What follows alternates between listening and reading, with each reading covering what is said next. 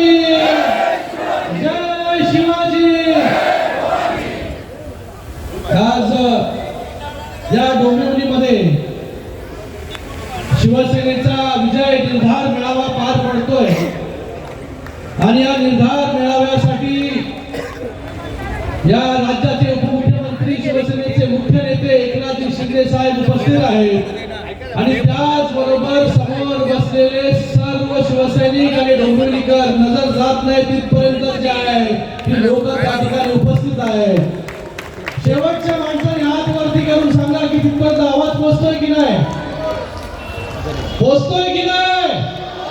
आवाज आला नाही मला, पोहोचतोय की नाही? आणि आताच ज्यांचं दमदार भाषण झालं असे जिसमें है दम उसका नाम है राजेश कदम, आणि तेही अर्धच त्यांचं भाषण झालं।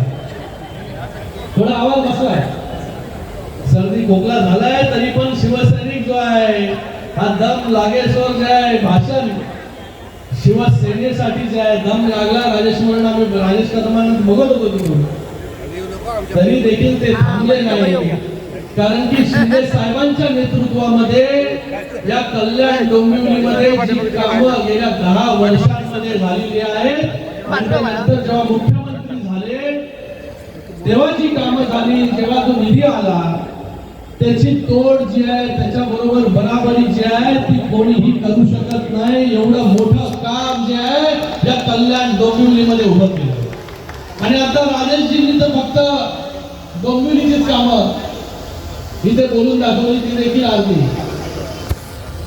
हा जो कल्याण डोंबिवली मतदारसंघ आहे हा कल्याण डोंबिवली मतदारसंघ नेहमी युतीला मानणारा, युतीला निवडून देणारा मतदारसंघ आहे, शिवसेनेला निवडून देणारा मतदारसंघ, नेहमी शिवसेनेवर भरभरून प्रेम करणारा हा मतदारसंघ आहे। याच मतदारसंघाने मला 3 वेळा खासदार केलं, 2014, 2019 आणि 2024, आणि दरवेळेस या डोंबिवलीमध्ये जो मताधिक्य आहे हे मताधिक्य